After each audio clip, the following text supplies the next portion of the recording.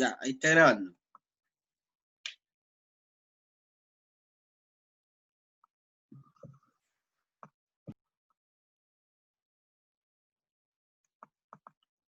Entonces, tenemos que lo que vamos a comenzar es el movimiento circular uniforme, para luego comprender de mejor forma lo que es la inercia rotacional. O sea, aquí no estamos enfocando básicamente a todos los movimientos que ejecutan eh, movimientos con trayectorias circulares. Ahora, existen fuerzas que ejecutan, existen fuerzas que se ejecutan sobre un cuerpo y a diferencia de lo que nosotros habíamos visto hasta el año pasado, estas fuerzas no provocan un movimiento en una dimensión, ¿sí? No provocan un movimiento rectilíneo. ¿Sí? Ese tipo es el tipo de movimiento más fácil. Uno empuja algo en línea recta, le aplica una fuerza y se mueve en línea recta. Ahora no, ahora vamos a ver un tipo, una fuerza, ¿sí? Que se aplica en forma circular, como cuando uno hace girar la puerta. Cuando uno hace girar la puerta, por ejemplo, uno está aplicando una fuerza y el movimiento que se ejecuta no es lineal, es circular. ¿Sí? Porque si no, no se mueve, o si no la puerta se movería siempre para adelante. Entonces yo aplico una fuerza y se genera un movimiento circular. ¿Se comprende esa diferencia? Ahora, para comprender eso hay que comprender primero el movimiento circular uniforme y el movimiento circular uniforme acelerado. Entonces, ¿cuál es la diferencia? Es que ahora existe una aceleración angular. O sea, quiere decir que lo que está rodando o lo que está girando va a acelerar con el tiempo. ¿Sí? Lo que habíamos visto anteriormente era una aceleración uniforme, ¿sí? Que rotaba de manera constante. Su velocidad angular era constante. Ahora no, esto va a ir aumentando. ¿Sí? Entonces, ahí tenemos la definición de aceleración angular con la letra alfa, que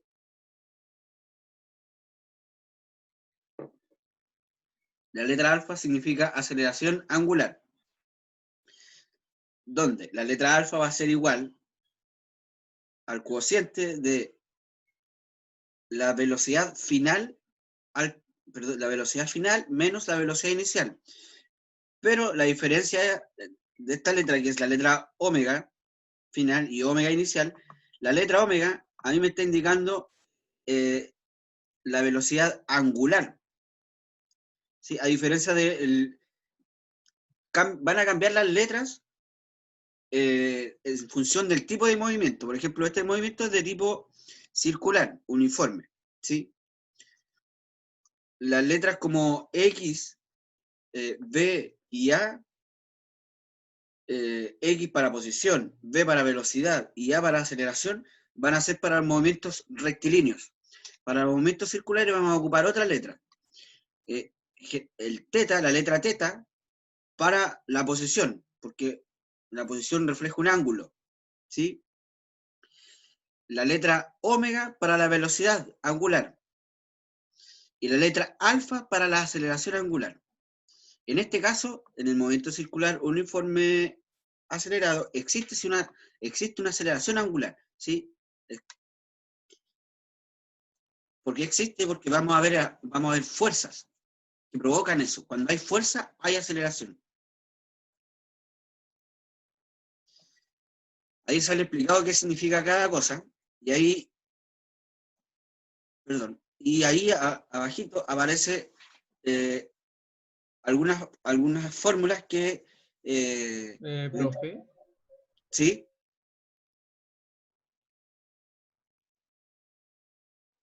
Escucho.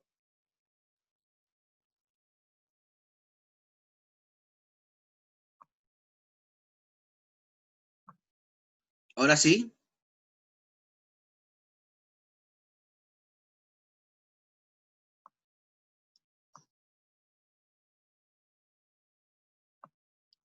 Se ve regularmente bien. Se escucha más o menos bien.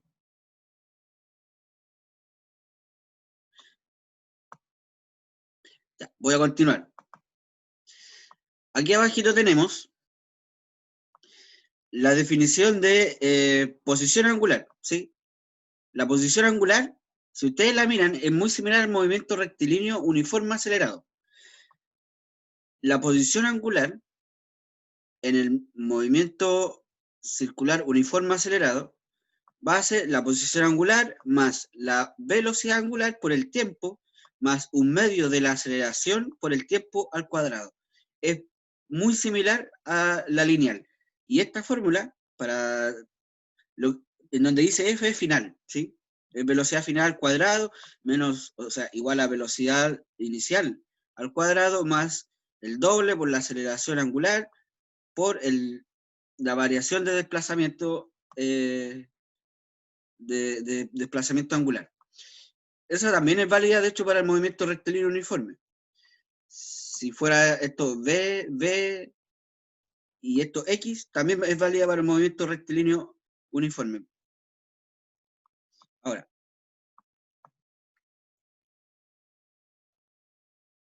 ahí hay una comparación entre lo que es movimiento rectilíneo uniforme y movimiento circular uniforme acelerado. Perdón, los dos son acelerados.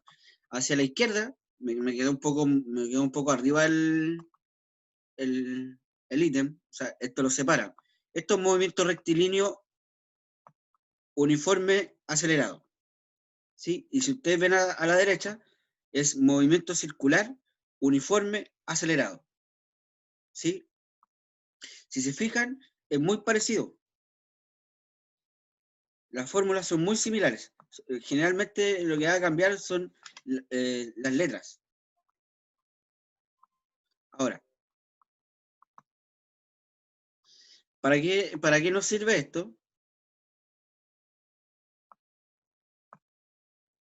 Para ir viendo esto, ¿sí? El momento de inercia. Eso es nuevo. Tenemos el movimiento circular uniforme acelerado. ¿Qué es el momento de inercia y qué es la inercia? Bueno, ahí sale una pequeña definición, que dice, se define el momento de inercia de una masa puntual como el producto de la masa de dicho cuerpo por su distancia al eje de giro. Su expresión viene dada por. Ya, la definición, por lo general, no nos dice mucho. Pero lo que nos quiere decir el momento de inercia es, en sencillas palabras, la resistencia que tiene cada cuerpo al girar. Por ejemplo, cuando nosotros vamos en un vehículo en línea recta y el vehículo gira, nosotros adquirimos un momento de inercia, que es la resistencia de nuestros cuerpos a girar y a permanecer en el estado de movimiento en el que íbamos. Es por eso que nos pegamos a la puerta del auto o a la pared, a la orilla de la micro, ¿sí? A un borde de la micro, ¿sí? Porque el momento de inercia impide que nosotros estemos rotando o que permanezcamos en el movimiento en el que ya veníamos, ¿sí? Entonces la inercia en el fondo es la medida de la resistencia a girar, ¿sí? Y es inercia, ¿sí? Y se mide en kilogramos metros cuadrados en el sistema internacional. M, la masa del cuerpo, y R es la distancia al centro de giro. Ahora, si ustedes notan la inercia, el momento de inercia, es una cantidad escalar, no es un vector. Y yo quería, por ejemplo, nosotros supongamos que tenemos cierta partícula, ¿sí? De masa M,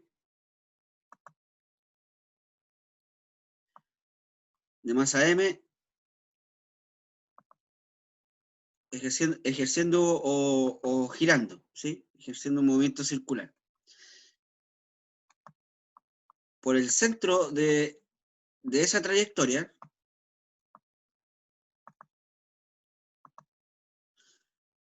va a pasar un eje, el eje de rotación que hablaba la definición, ¿sí?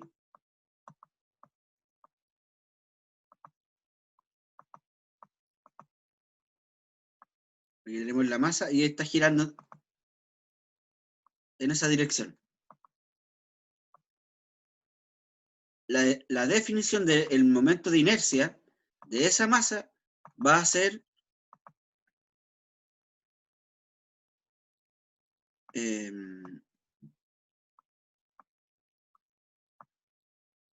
vamos a poner, ese va a ser el radio, ahí está el punto de giro, y le vamos a poner al radio originalmente R. El momento de inercia para esa masa puntual va a ser, para esa partícula puntual va a ser la masa, su masa, por el radio al cuadrado, ¿sí? Entonces, lo que nosotros tenemos ahí es la definición de la inercia rotacional para una partícula, para una masa puntual. Ahora, si nosotros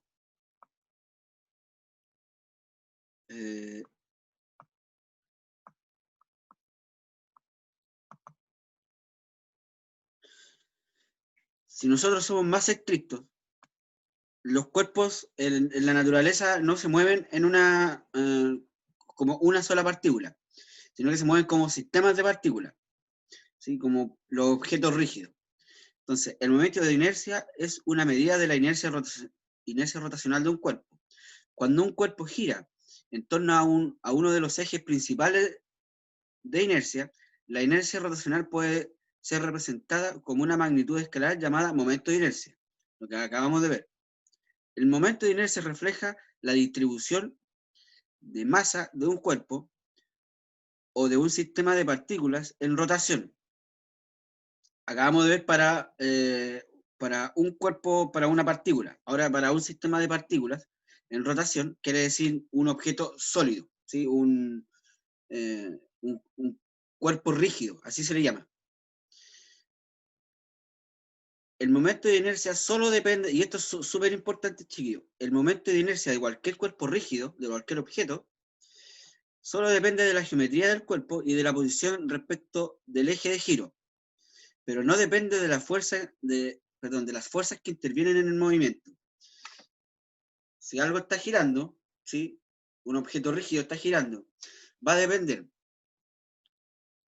su inercia, ¿sí? Esta cantidad que llamamos inercia, que es lo que hace que se resista al movimiento circular, va a depender solo de la geometría de este objeto rígido, va a depender también de la posición con respecto al eje de giro, y básicamente solo de eso, ¿sí? Y hay otro elemento también que hace de que dependa la inercia, de la distribución de la masa en un cuerpo, ¿sí? Porque algo puede ser geométrico, ¿sí? Pero puede que tenga mayor densidad en un lado, geométricamente igual, pero puede que tenga mayor densidad en un lado. Por ejemplo, pensemos en una tabla, ¿sí? Como esa tabla que sale ahí, no sé si la logran ver. Ahí hay una tabla. Esa tabla puede tener una mayor densidad de masa o puede pesar más en un lado que en el otro. Puede estar hecha de dos materiales diferentes. Y eso va a hacer que la distribución de las densidades no sean iguales. Para poder calcular la inercia necesitamos calcular los momentos de inercia de cuerpos rígidos, necesitamos conocer o estudiar a este cuerpo solo como un objeto geométrico homogéneo. ¿Qué quiere decir? Que sea de la misma densidad en todas sus dimensiones. Entonces, si yo tengo una tabla que la mitad hecha de madera y la mitad hecha de acero, para calcular la inercia completa de eso, tengo que calcular la de una y primero la de otra, ¿sí? Ahora, la tabla que aquí aparece, que se las tengo que adjuntar, establece la inercia rotacional de distintos objetos o cuerpos rígidos, ¿sí? Los más utilizados, generalmente. Por ejemplo, ahí aparece una varilla delgada y su eje es en el centro. Si se fijan, la línea azul refleja que va a girar en torno a eso, ¿sí? Que puede ser perfectamente su centro. Y la inercia que va a tener ya no va a ser la masa por el radio al cuadrado, sino que se va a modificar porque ya no hay una sola masa. Ya la distribución de una masa, de un punto, se extiende porque ya no hay ya es un sistema de partículas, no es una sola partícula. Y la definición para aquella va a ser para esa varilla delgada, cuyo eje de rotación es en el centro, va a ser un medio de la masa por la longitud al cuadrado. Esto va a estar tabulado. Si es que en algún momento se necesita utilizar en alguna prueba, esto se va a poder usar, ¿sí? No es necesario que se aprendan de memoria todas las inercias rotacionales de los cuerpos rígidos, ¿sí?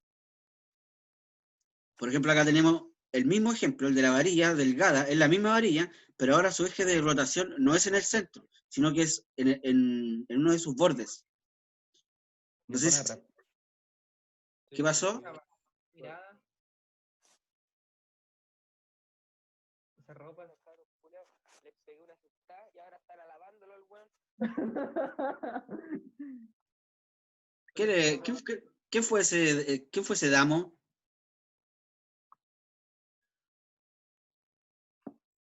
¿Qué? ¿Quién fue ese caballero? ¿Quién? No sé, yo tengo mi...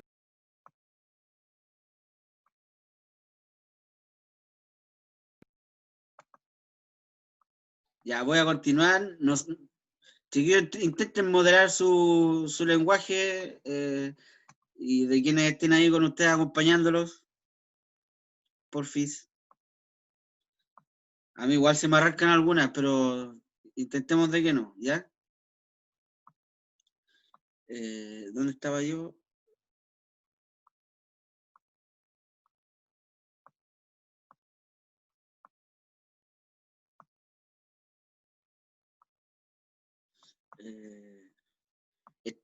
Chicos, ¿están viendo el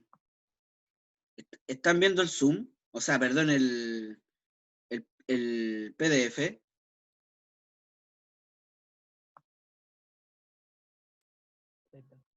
Chiquillos, respóndanme, porfa. Sí, profe. Ya, bueno.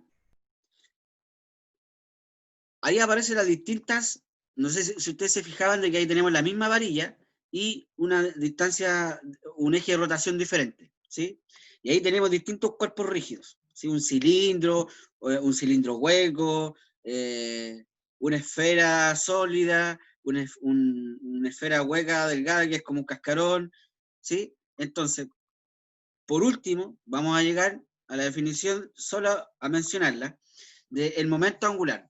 Vimos momento de inercia, momento angular. Momento angular o cantidad de movimiento angular es una magnitud que resulta del producto entre el momento de inercia, lo que acabamos de ver, y la velocidad angular de un cuerpo en rotación, de algo que está rodando. ¿Sí? Es un vector que se determina con la regla de la mano derecha, que es algo que vamos a ver en la próxima clase. Y su módulo es el siguiente. El momento angular es igual a la inercia por la velocidad angular. Y es súper importante el momento angular porque el momento angular nos dice a nosotros la cantidad, la cantidad de movimiento que tiene algo que está ejerciendo un movimiento circular. El momentum, o momentum lineal y momentum angular, nos habla de la cantidad de movimiento que algo tiene. El momentum lineal es masa por velocidad. El momentum angular, de las cosas que están girando, es inercia por velocidad angular. ¿Sí? Que es lo que acabamos de ver, y es un vector. Y es súper importante porque en el universo, en todo el universo, el momento angular es constante y se conserva para todo objeto que esté circulando, incluso los planetas. ¿Sí? Así que lo dejamos hasta ahí, la clase quedó grabada, se las voy a enviar de inmediato al correo. De los que pasé lista, ¿quién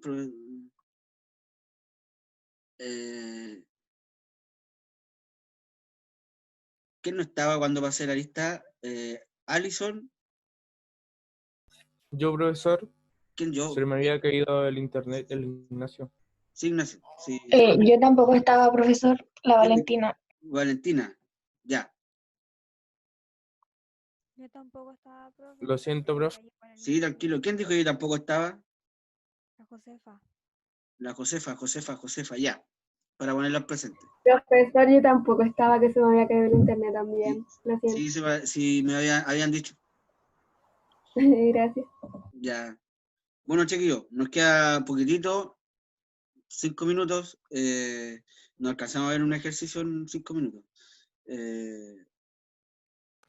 Profe, Dígame. ¿podemos ver un video de la física? No sé. No, no.